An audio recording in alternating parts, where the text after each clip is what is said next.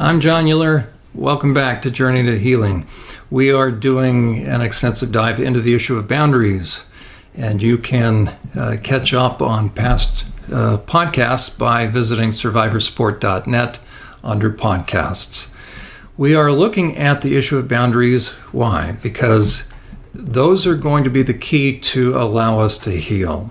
It's going to be the key to allow us to bring things current so that we can begin to move forward without being hindered by almost like ankle weights.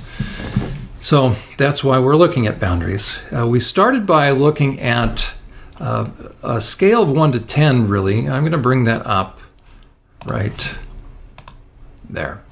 And last time we talked about what happens if someone begins to go downhill in terms of progressing into the negative. A term used in the New Testament, it's not necessarily a religious term. Actually, it comes out of metallurgy, the word for reprobate. Now, we've all heard that in terms of sexual deviance, and that's still true. But long before somebody gets into sexual deviance, they've already started to change in their mind. Their brain and their mind is changing. Last time we looked at how the brain can actually change. If you allow yourself to become progressively selfish, your brain will actually change to where you'll never want anything other than what you're doing. Let me bring my little picture up. There we go. So a reprobate mind is one that is now no longer beneficial or acceptable, no longer useful for what the mind was originally for. And what is a mind? A mind allows someone to discern not just good, better, and best, but right and wrong, and what is right, just, and fair. On the other half of the program, we were talking about that is part of our responsibility. The further I go down in terms of turning conscience down and in terms of character degradation, I will end up losing interest in responding to my conscience. I'll lose the desire to return, and I'll lose interest in ever returning. And we call that the point of no return. There's a zone of twisting where someone actually becomes permanently different. And that's a very scary proposition. We looked at that last time. We set the stage in the first half of this podcast, looking at what makes for a healthy relationship, what makes for a reasonable relationship. And we looked at our little guy with a knapsack. Let me bring him up just so you can see, although you can see it in that picture. Here he goes. So there's our little guy with the knapsack. We call that our load. That's different than a burden. Burden is placed upon us through no fault of our own. Our load, our little knapsack, is what contains our responsibility to do what is right, just, and fair. The goal of life is to own one, no more and no less. So again, here is a healthy relationship. You have two people that are accepting their emotional responsibility to do what is right, just, and fair. And people are naturally accepting their normal duties, natural responsibilities, and basic, and I emphasize basic, this is the least someone can do, of expectations. And so we call them emotionally responsible. And they are reliable and they are decent. And we use the idea of someone at the checkout counter at Walmart.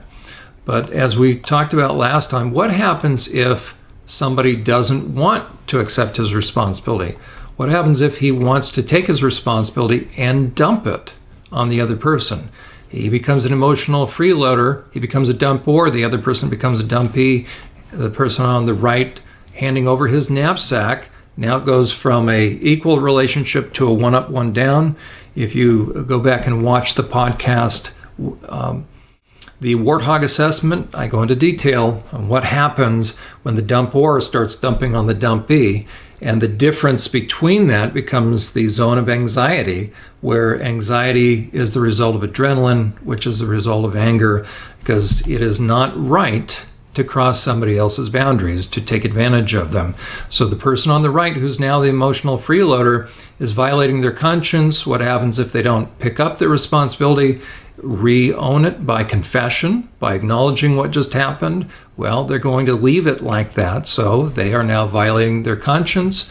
Their conscience starts to become calloused, and the other person's intuition will try to get them to speak truth. So the one thing that is now being compromised in this relationship is truth. The truth is, this is not right. And the question is, what's the person going to do? So if I end up having a level 2 kind of relationship, it's going to become unreasonable. What happens if they actually dump then and we transition into an unhealthy relationship? We will end up with a relationship that looks like this. We've transitioned downward now. Now the question is this: do both people transition down at the same time? Not necessarily, but in a way, yes, in this sense. They don't have to. The person on the right, now again, there's our little stick figures. Now we're going to kind of pan the camera back, and we're going to view this as the profile of a hill or a mountain. You see how they've moved from a reasonable relationship down to an unreasonable relationship. Unreasonable because he is not, the guy on the right, is not doing what is right, just, and fair. They're beginning to presume. So that began a tendency and then a habitual tendency. So now it's becoming habitual, and that is unreasonable, and eventually now it's becoming unhealthy. Now let me bring my picture back in here just for a moment. Okay, we'll read through that for a moment. But here's what's tricky, and we have the makings, quite frankly, of an enabling relationship, and actually it's well underway. By the time a relationship becomes unhealthy, what do you have? You have the person on the left, see our little guy with the knapsacks, he's become used to this. Now it's become the way it is in the relationship. It shouldn't be, it doesn't have to be, but now it's becoming habitual. That's why the guy on the right is becoming more selfish. It's like a progression as far as a snowball. And the question is this: why is the person on the left with the knapsacks, why are they down there with him? Because they are not speaking the truth. To give the knapsacks back would put the person up on the category 1. There would be now a separation in the relationship. There will be a break in the relationship. But our little person here that has all those knapsacks, what's going on with that person? Ultimately, they are fear-based. And we're not faulting them, but the reality is this: they're fear-based. They don't want to see what's going on. So our person on the left is the victim. The person on the left is being oppressed. But the question is, what are they going to do about it? So let's read the characteristics, because what's happening is the guy on the right, he's gaining speed, meaning he's going to continue to progress. So in an unhealthy relationship, it is a costly, taxing, discouraging relationship. It takes it out of you. Okay, so each time there's a transfer of knapsacks, it's weighing upon you, it's oppressive, it's taking your energy. Okay, the other person is resistant to feedback and inevitably make you the cause of the problem. So when you try to speak the truth, that person's going to do what? They're going to get pushback. The other person justifies and rationalizes. They complain, they're discontent. And here it is. This is where you start to have, it's always something and it's never enough. So they're not only going to dump on the person, but another way of dumping is not accepting your responsibility and expecting more than should be necessary. So it's always something, never enough, meaning they're never allowing the situation at home or at work, wherever the relationship is, they're never allowing it to experience peace. They're always stirring the pot somehow, or they're very discontent. So emotionally high maintenance people, they are discouraging. I'm going to bring my little picture back here. They manipulate by letting you see short-term results and happy moments. And that's that's the beginning of the abuse cycle. that they keep stringing you along or toying with you because they know how far to push you, and then they'll back up. And in this case, if it's passive aggressive, they'll appear happy. And you can have a situation where, let's say Mother Gothel and Rapunzel in the movie Tangled. We've done a number of podcasts on that dynamic of a narcissist. Rapunzel she was typecast into keeping Mother Gothel happy.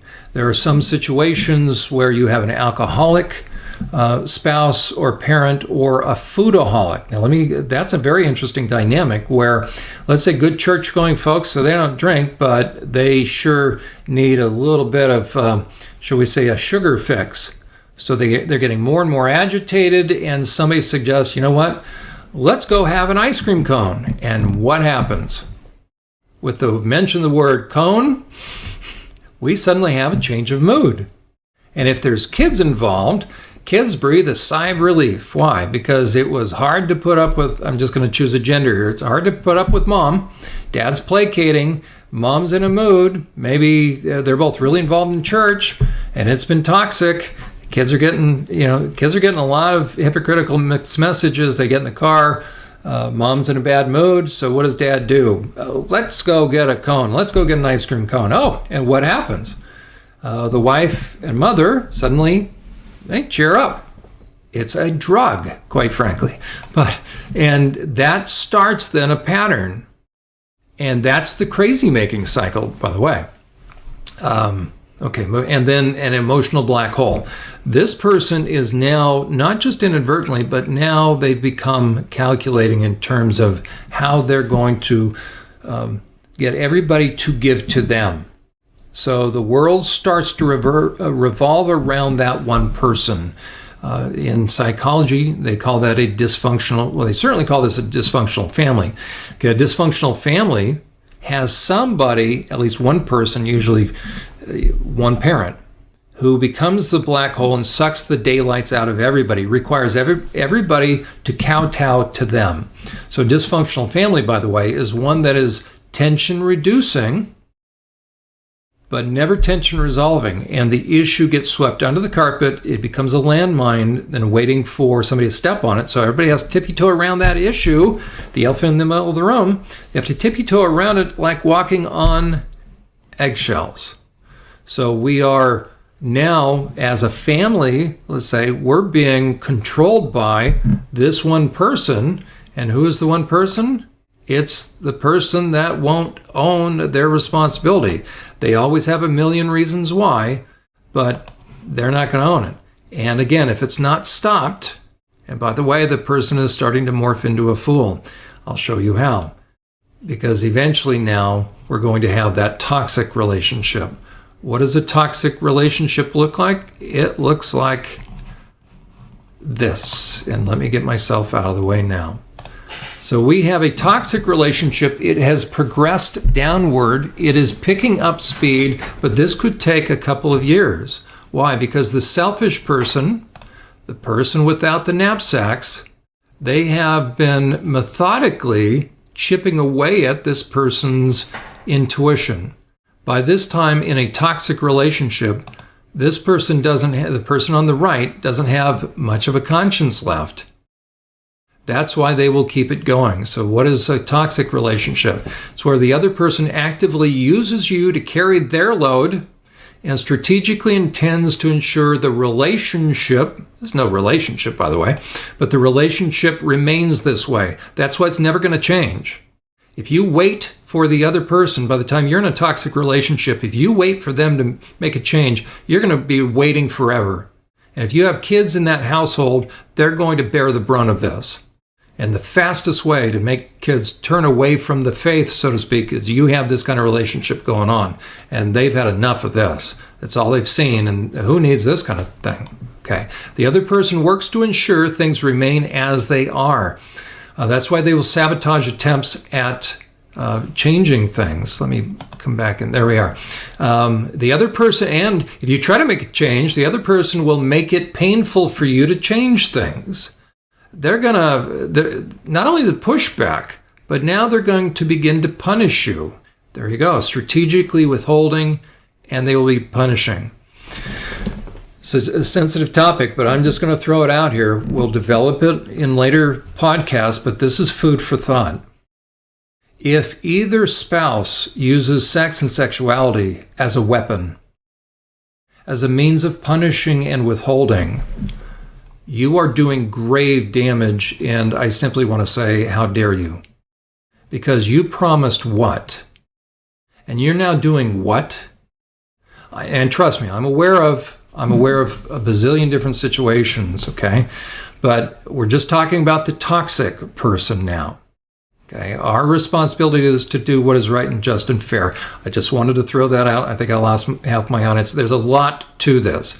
Are you expected, if you are the spouse that is being dumped on, are you expected to be to sit there and be manipulated and hurt? No, because what I'm saying at this level is you need to have boundaries. But to the person on the right, I'm going to talk to that person, okay? To the toxic person, you are the working definition of a toxic person if you use sex and sexuality to punish and to withhold. Withholding is a wonderful way of punishing. Okay, moving along. But we'll develop that in the future just so you can understand. Okay, it's targeted and deliberate. It's intentional. The person on the right, again, the person that does not have any knapsacks by this time, this is not accidental. This is a way of life now. And that's why it's never going to end. If the person on the left, by this time, at this level, if they wait for the selfish person to ever change, they're going to be waiting forever because it's never going to end. Why? Because the person likes it this way. They are benefiting. Part of you accepting their responsibility is what? How much time are they investing in the marriage at this point? They're not. They're into their own life. And that's another way of dumping on you. It is not right for someone to pretend like they're not married.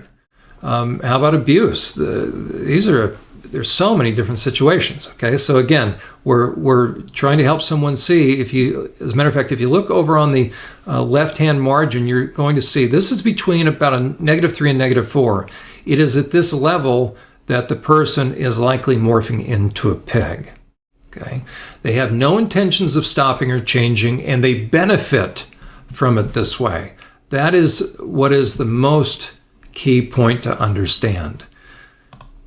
Now, what does it look like? What's going on under the surface? Okay, there's my picture that's over the same words, but now I just added, so I'm going to show you the picture. Okay, what's going on under the surface? So I'm going to bring me back now. Okay, what's going on under the surface is this, that the person now is becoming twisted. And remember, I've called this the pig zone.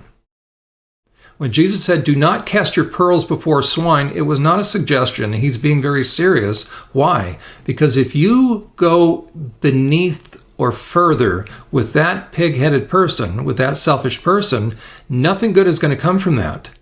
You are going to be on the receiving end of hurtfulness. Why? Because that person is not going to stop. He or she is continuing to dump. This is not a gender-related issue. As a matter of fact, the husband and wife, Ahab and Jezebel, we don't remember Ahab's name, but we remember the name Jezebel. Why? He was king, but she controlled the shots. When we think of Bill and Hillary Clinton, and those are both white-collar psychopaths clinically, who tends to wield more power in a way? I think it's pretty clear. So it's not relegated to gender. Okay, it comes out, selfishness comes out differently with each gender, but a selfish heart is a selfish heart. Okay, if you continue beyond this zone, beyond this level into that zone, and that's why it's so important to have discernment, to discern what this person is like. Look what's going to happen. You are going to be with someone that's going to continue to dump. They're not going to stop. They're becoming increasingly twisted, meaning all their values and appetites and the things that drive them are becoming twisted. They are in the process of having a reprobate mind. Their mind is becoming forever changed in terms of their values, their ethics, their morals. You will not change them. If you get in the mud with a pig, you will get dirty. The pig will not come out. What will the pig do? The pig, according to Jesus, he will take your pearls. So you're in the mud with him now, hoping that if you just have enough love, okay, so here's what happens. They will take your pearls and trample them. That would be bad enough, but as someone continues to go down in the pig zone, meaning the selfish person, and you can see how being given over to, they want to have more of what they want. So they're losing the want to ever be anything other than what they are now. They don't even know they are under judgment. But Jesus said, if you give a pig your pearls, your time, effort, energy, resources, your trust, you keep risking and risking, trusting this person, but they keep showing you what? Then what's going to happen? They will trample your pearls, and then they will turn on you. They will make your life miserable. Why? Because by the time somebody has a reprobate mind and they've become twisted, they now view normal character qualities that are decent as weakness. And so here's what happens. As they begin to go down, instead of moving upwards in terms of character qualities, you can see what's happening. They start to go downward. Instead of giving, they start taking. They're using. Let me bring my little picture back here. Okay, they begin draining you. They're discouraging, and they are manipulating. And how many other descriptive words could we add? So someone who is increasing in terms of character traits, they become more giving, they become more encouraging, and they are emotionally filling you up. They are looking for ways to eventually become a bridge over troubled waters. You remember the song that we played. When you look at the continuum of traits over on the left, you see the word sacrificial up at the top. The polar opposite is selfish. You have truthful, kind, trustworthy, thoughtful, and then look at the polar opposites. As someone begins to descend into the depths of self, they become the polar opposite of having good character traits. They become selfish. They become deceptive or a liar. They become hurtful. Why? Because it actually becomes sport for them. They become deceptive. So if you think you're ever going to get the truth out of a selfish pig that's heading downward, remember, let me bring back our selfish pig. If you think you're going to get the truth out of this kind of person, hang in there longer and see what happens. Because what do? They will play you for a fool. They'll promise, and then they'll do what? How many times do they break their promise? Why? Because you haven't given enough? You haven't given enough time? Okay, if in doubt, tell you what, spend about 2 years. If you've already spent 2 years, then you've spent enough time. But if in doubt, give them 6 more months. But don't expect them to change real fast, but just watch. Okay, are they starting to become encouraging, or do they drain you?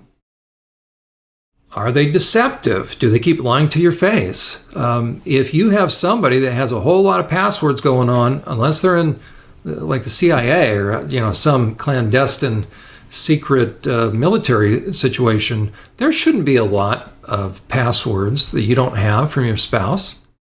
Why is a spouse going to have a lot of passwords? If you have a spouse who is very watchful of their phone from you, you probably don't even need to go looking. But I recommend in one way or another, and we can talk about that on another podcast. But if I have anything to hide, okay, there's an issue. But here's the other thing. The person going downhill will start to also want to gain access for power. So what I recommend is don't spend a lot of time checking somebody's phone out. Self-centered. They'll become increasingly self-centered. Let me get rid of my picture here. So instead of being thoughtful, they become increasingly self-centered. And instead of faithful, they begin to betray. And that's why if you have a spouse that has become unfaithful, and pornography is infidelity. Now, there's a balance in there, but certainly It's time. If somebody is into pornography, you need to separate. You need to take a hard line. It'll just get worse. So somebody who is into selfishness will make allowance for that. They will justify, they will defend their use of that.